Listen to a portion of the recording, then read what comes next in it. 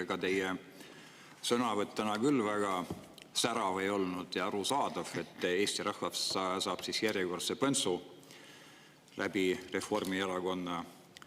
Aga lugupeetud minister, valitsus põhjendas maksutõuse kaitsekulude stabiilsusega.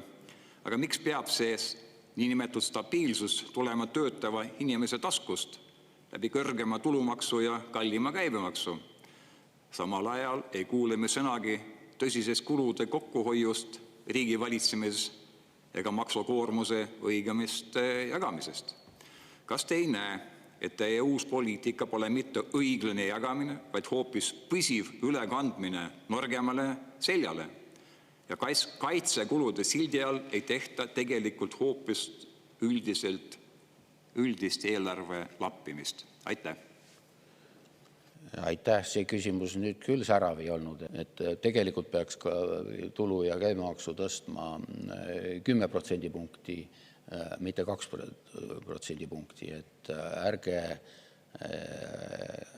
ärge luisake, ütleme nii otse, et see on põnts, ei see on maksukoormuse vähendamine, see on, nagu ma ütlesin, tuleval aastal 234 eurot vähem tulu, see on peast arvutades umbes 0,6% SKP-st, see on väga-väga suur väljaminek eelarvele, see on väga-väga suur sissetulek